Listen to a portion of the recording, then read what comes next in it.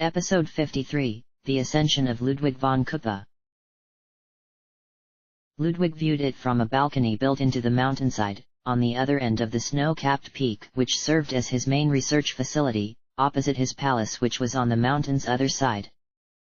The ship was a true work of art, as befit a genius like him.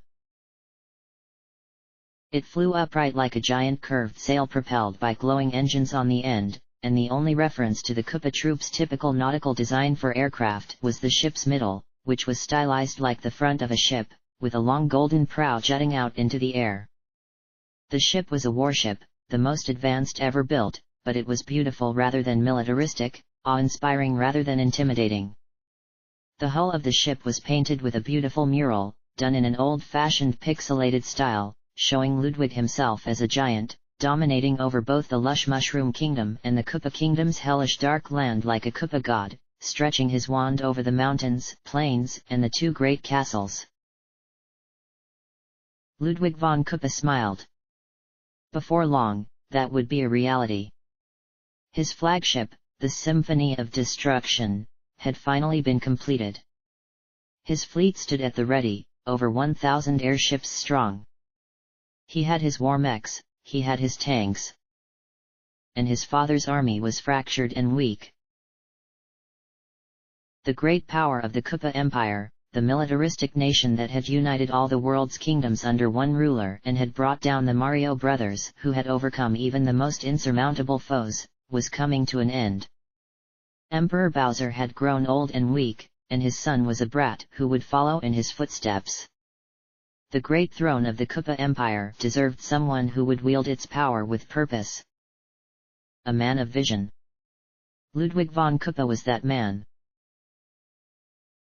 Huh, looks like trash. Roy scoffed. He was standing next to Ludwig, as were his other siblings who had joined their cause to his. Where are the guns? Larry shrugged. Hey, if you show them off like they're prizes, that'll give the enemy more of a chance to knock 'em out. He replied. You should learn from ol' Kooky, Roy. Roy growled and said something. It's very stylish, Ludwig. Wendy smiled. But how much longer is this war going to last? It's cost me a lot of money, you know. Ludwig turned away from his new ship and fixed his younger sister with a warm smile. Wendy, our father will be deposed within a week, he said confidently. Really, there was no way his words couldn't be true. Once the Kuppe throne is mine, you'll have all the pleasures of the world to keep to yourself. Wendy sniffed. That's what you said ages ago, she grumbled. Ludwig did not pay much attention to Wendy's words. She could complain all she liked. Backing out of the Neo-Empire now would only result in her being punished once Emperor Bowser was overthrown. Her warships were pledged to him, the resources of Sector 3 at his disposal. His sister would get what she wanted soon enough. Even Kuppe Central's elite force and all the capital city's defenses could not delay the inevitable.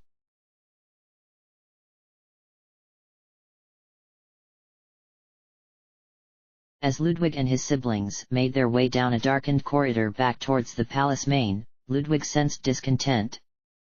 Wendy was grumbling as usual, and Larry was typically impossible to read, but there seemed to be a storm cloud around Roy. Ludwig's brother hadn't ever forgiven him for taking him out of the field. Roy was born to fight, Ludwig mused as he walked down the hallway, his heavy footsteps echoing around. It was a pity that he was too hot-headed to be trusted with such a precise operation. His failure at Neon City had been a huge setback to the Neo-Empire, although they had since recovered. Regardless, Roy was still a liability. Ludwig had never trusted Roy, but had been quick to form an alliance with him when he had first conceived his rebellion because he had known his brother would be easy to convince and would have a powerful military. One day, Ludwig had always known, Roy would probably try to take the throne. Inevitably he would fail, but it would be a messy event regardless. That day, Ludwig knew was fast approaching. Roy would probably try as soon as their father was defeated, Ludwig knew. Even an idiot like Roy would know that was the best time to strike. Ludwig's position would be unstable, his mind more likely than not overcome with other things.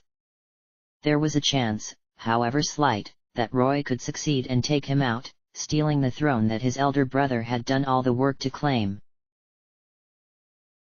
He'd have to keep his eye out and deal with Roy before then. He could have no setbacks in his moment of triumph. Roy spoke for the first time as they entered back into the palace, passing through an intersection of corridors with a domed roof lit by a chandelier. As expected, he was anything but civil. "You know, you think you're so great," Roy growled, shaking his head as he followed Ludwig down a hall lined with paintings. "You think that's your right to rule the world, that this whole fancy Neo-Empire is your own little baby? You've forgot one thing, Ludwig. Who was it that launched the first attacks? Who sent his guys down to Sarasa land when you were too afraid to leave your palace? Who took all the blame, risked Dad's anger, started this whole stupid war in the first place? Yeah, that's right, me. And now that victory's almost yours," he growled, catching up to Ludwig and glaring at him from behind his sunglasses. "You want to forget that I was the guy who made you who you are?" "Correction," Ludwig replied smugly, clasping his hands behind his back as he walked. "I was the one who made you who you are, Roy. Without my urging, you never would have had the courage to break away from father. Without my strategies, you would have charged head-on and been ground to pieces by Morton and Bowser Jr.'s armies. And after all I gave you, you allowed a has-been, the weaker half of a long-defeated duo whose name even I have some difficulty recalling, to defeat you and your seat of power to be destroyed. You're a disgrace, Roy Koopa." Roy growled, clenching his hand into a fist. "Watch that fancy mouth of yours, Ludwig. You've forgotten something. My guys are my guys. And Dad's elite force is serious. You're gonna need all the help you can get if you want to smash Koopa Central." Ludwig chuckled. "Your guys, Roy, are now my guys. I'm sorry. Your chief subordinate, General Lucas Crucial, is firmly in my pocket, as are all your captains.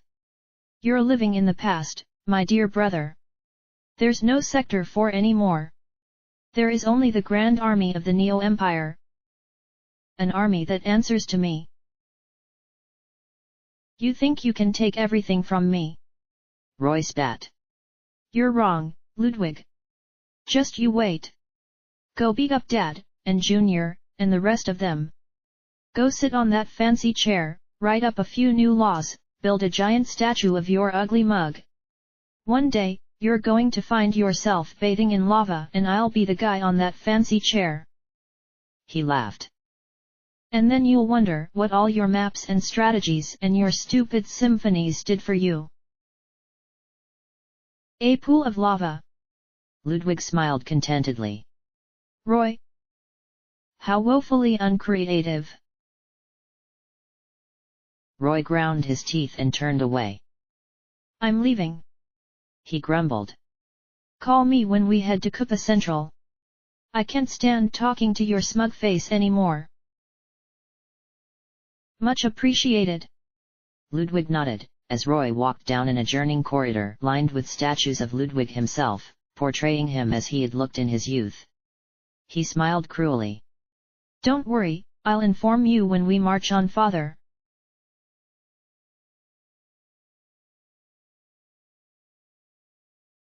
Ludwig stood on the palace's front balcony, looking over the thick forests of the Wooden Kingdom, tall pine trees standing dark and silent under a starlit sky. High above, Roy's warship made its way through the air, shining in the light of the full moon. Ludwig felt a cold chill at his back and the unmistakable sound of a boom materializing. "Are the guns locked on target, King Boo?" he asked, not looking at his subordinate. "Yes, Prince Ludwig," King Boo replied. His voice was a low hiss, dripping with malice. Ludwig raised his claw up and snapped his fingers. "Give the order to fire," he said with a smile on his face, still looking at his brother's warship. "As you wish, my prince," Ludwig heard the ghostly king say, before he disappeared. Silence reigned on the balcony.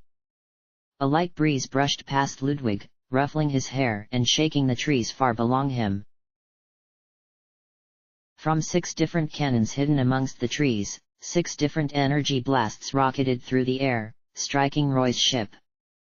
All of its reinforced timbers and steel amounted to nothing. The blasts ripped through the warship, engulfing it in flames as the purple, spiked dome that covered the bridge collapsed and the figurehead of Roy's face caved in as the explosions obliterated the ship, launching beams of wood and chunks of metal far across the forest, streaking fire behind them. The flames reflected in Ludwig's black eyes and the eldest Kuppeling's face curved up in a smile.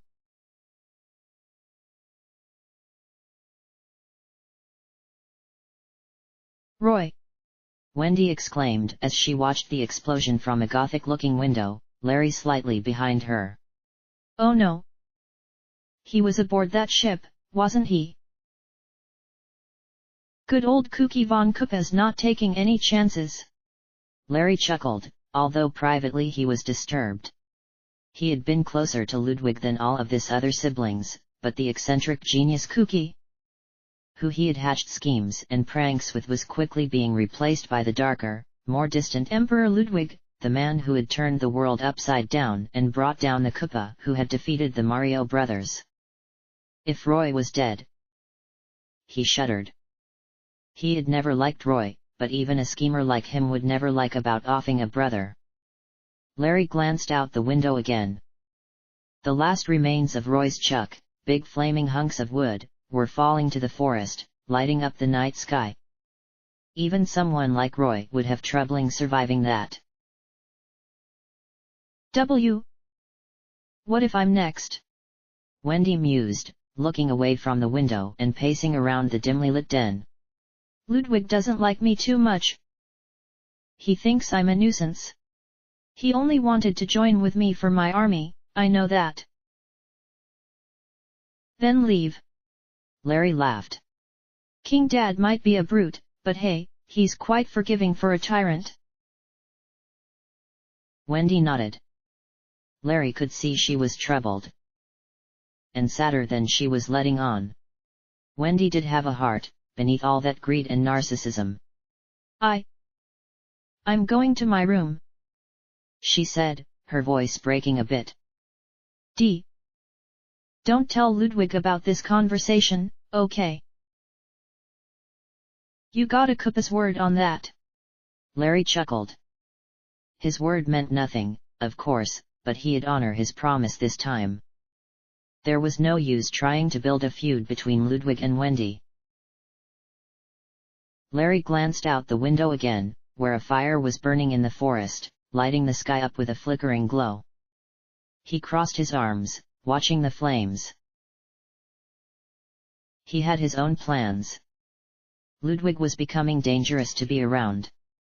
Larry had heard of conkers who had snapped and fed their lieutenants to chain chomps because they were so worried about being betrayed. Ludwig was a genius, but nobody had ever tried to deny he was a mad genius. Of course, he wasn't thinking about going back to Bowser. His dad was a lost cause. And, stars forbid, him sign on with Luigi? But there were other players more powerful than either. 7 Stars. An organization which stretched from every corner of the world, shrouded in mystery, with seemingly infinite wealth and influence, and resources even all supposedly all-power empire that ruled the world had trouble obtaining. Larry didn't know the full story, and that bugged him. 7 Stars had a reason for backing Ludwig, and Larry had a hunch it wasn't just the treasury's worth of coins his brother had paid them for their services. They might not be sitting on the throne by the end of this, but they'd be the real winners. Larry, admittedly, had few goals in life, but one of those few was simple. No matter what, be the winner.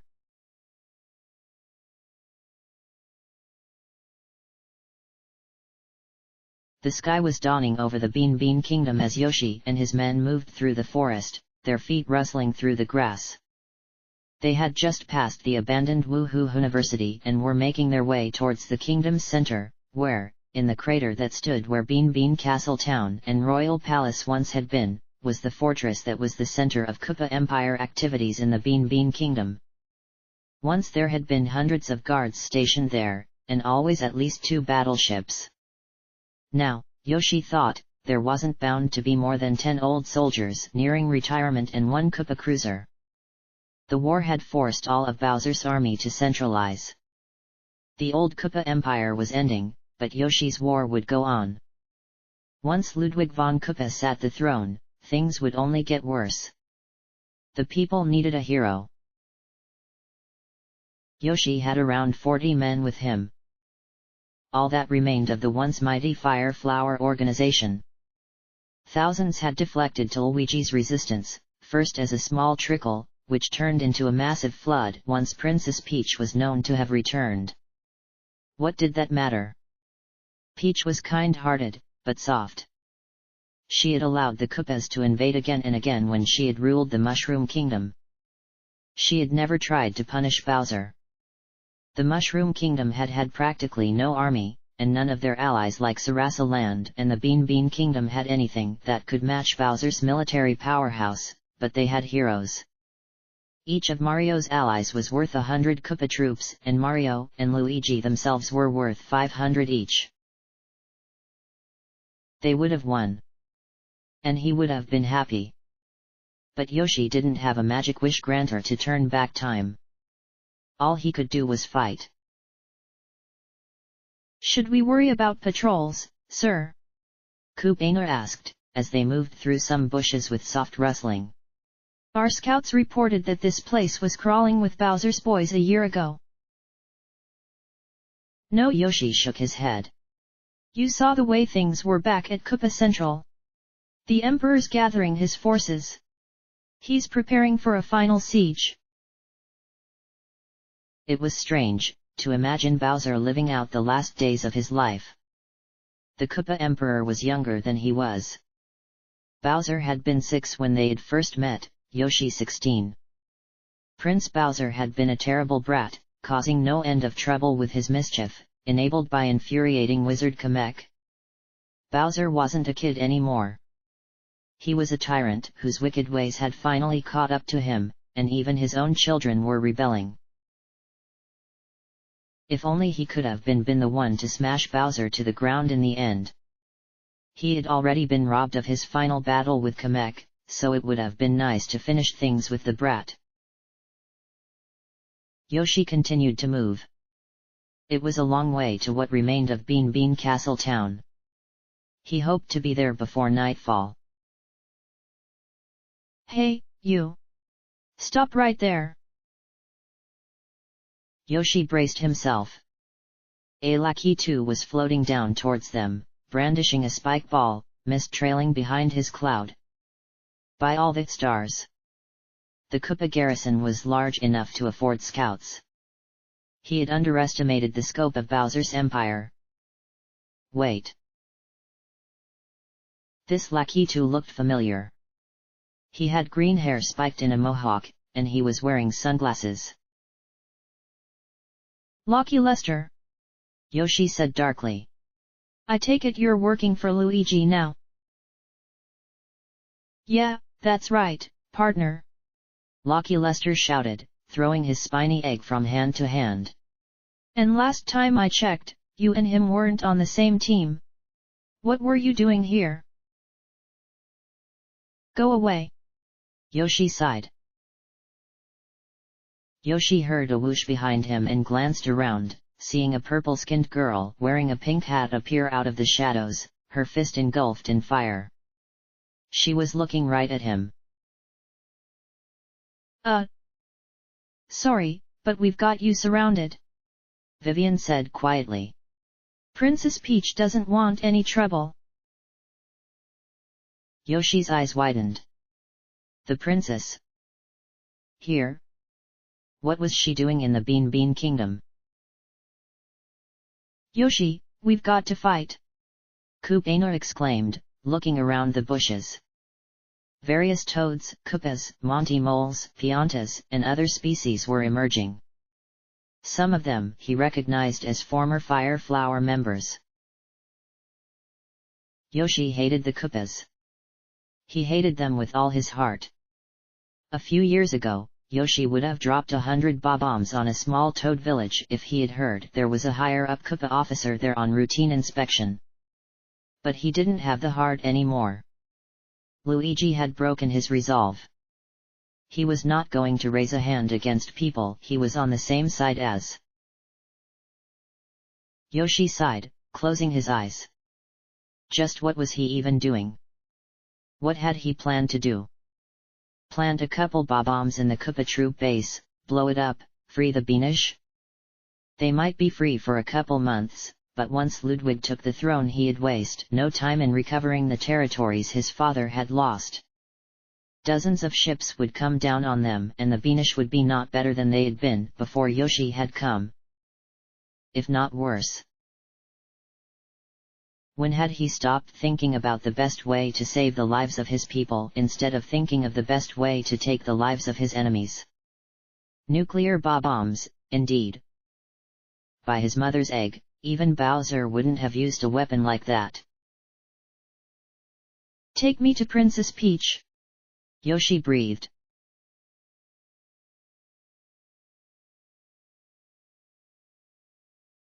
The Resistance's camp was located in a small, grass-covered gorge surrounded by trees, right on the edge of the Chucklehuck Woods.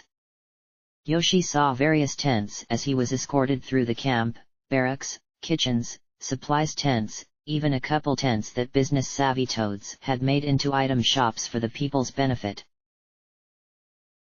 A few of the Fire Flower members followed him, most had been led away. The majority of the people who had stuck with Yoshi had been criminals, fighting Bowser either for personal vendetta or for profit. His chief lieutenant Kupaina, for example, had been a revolutionary terrorist who had tried to overthrow Bowser through violent means back when the Mario brothers were still active, although he had not been particularly well known outside of Koopa borders. Kupaina was going to be behind bars for a long time. Fire Flower was finished, and its end had been far from the blaze of glory Yoshi had imagined in his more cynical hours, when he had wondered what would happen if Bowser got them. Princess Peach's tent was the largest, and it was emblazoned with the crest of the Mushroom Kingdom. He could see her now, speaking to Toadsworth. Surprisingly, that old man was still alive. Seeing the princess was a sight for sore eyes. Seeing her in the flesh, it almost made him think that this had all been a very long, very bad dream, and his friends at the island were still alive, Mario was alive, and he didn't have the deaths of thousands on his hands. Princess Peach turned away from Yoshi and took a few steps forward. Suddenly the camp became very quiet. A few birds chirped overhead, making its atmosphere almost peaceful. Yoshi! Peach spoke calmly. Princess! He met her eyes. Princess Peach didn't look angry, or cruel, or vengeful. But she did look sad. It's been a long time since we've seen each other, Yoshi. She finally spoke. Yoshi nodded. I thought you were dead, he said bluntly.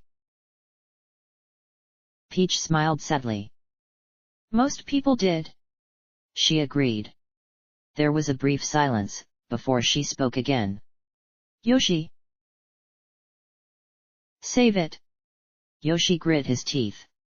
You know what you have to do. Tie me to a post and leave me under a thwomp, feed me to a chain chomp, rocket me into space, find your way to that flipside place and haul me to the underwear personally, I don't care. Fire Flower is finished. You're the princess. I destroyed Neon City. I bombed Decalburg to kill Camilla, I ransacked Holly Jolly Village because I heard that Roy Koopa was there. I destroyed battleships over Nimbus Land that crushed dozens of homes when they fell. You wanna hear the rest? Princess Peach continued to look sad. Oh, Yoshi. She sighed. Luigi told me what had happened to you. Why did you lose hope, Yoshi? Why? Yoshi fell to his knees, glaring at her as he felt tears come to his eyes. Faced with Princess Peach, what else could he do? I didn't want to, at first. Yoshi exclaimed, as all eyes in the camp were trained on him. But Bowser kept on getting stronger and stronger. He kept on winning, we kept on losing.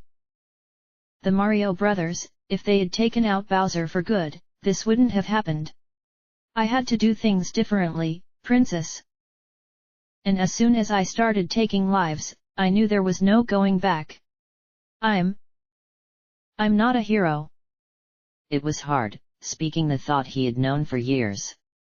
There's no going back for me, Princess. I'd give anything to go back to how it was before, when I was just Mario's happy-go-lucky pal. But I can't take back what I've done. I've done crimes, Peach, and I've got to answer for them. Peach took a few steps closer. Yoshi could hear the sounds of her dainty shoes stepping on the grass. You're right, Yoshi, she said. Yoshi closed his eyes. You do need to be punished. But I believe that people can change for the better. Her voice was kind and comforting, but Yoshi pushed it away. I can't take back what you did, Yoshi. I can't make things the way they were before, but I can punish you. Then do it. Yoshi grit his teeth. You've got powerful people here, any one of Mario's old friends could end my life right now if they tried. Don't make me wait. You won't die, Yoshi. Yoshi's eyes flashed open. Then what? He exclaimed. You're just going to give me a sweet smile, tell me everything's going to be okay, and expect all my crimes to magically disappear. As Princess of the Mushroom Kingdom, I pronounce my judgment. Peach said.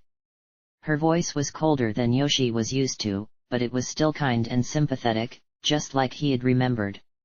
Yoshi, you are guilty of countless war crimes, crimes committed against an oppressive regime, but ones that harmed civilians of both sides.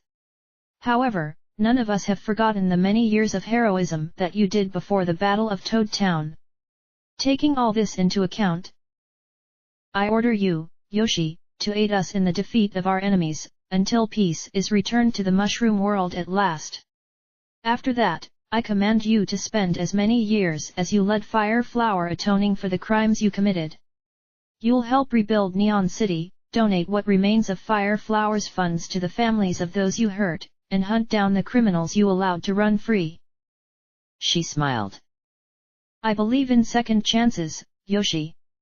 When people in the future read about you, I don't want them to know you as the former ally of Mario who became some evil warlord and was executed for his crimes. I want them to think of you as a hero who fell into the darkness, but dragged himself back up again. You can atone for what you did, Yoshi. There's still time. Yoshi couldn't take it anymore. He collapsed, a tear falling from his eye. Thank you, Princess, he whispered.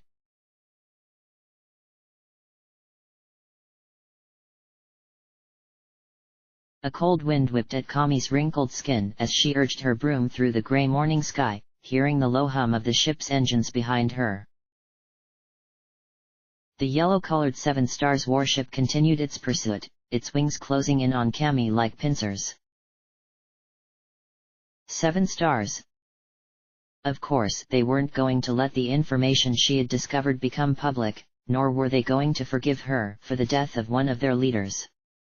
The old Koopa smirked. She'd give these people a merry fight, oh yes she would. She might be an old hag, but she wasn't dead yet. Cammy focused her power into her broom, causing it to rocket forward, trailing purple smoke. One of the cannons on the ship fired with a sound that echoed through the sky, but Cammy tilted to the side, dodging the gold-colored laser.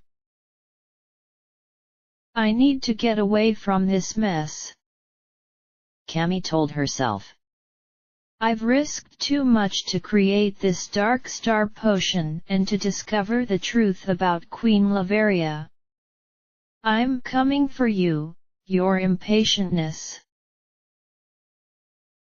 Another gun on the Seven Stars ship fired, barely missing Cammy and hurtling into the puffy clouds below, tinted orange by the rising sun. This was going to be a long flight.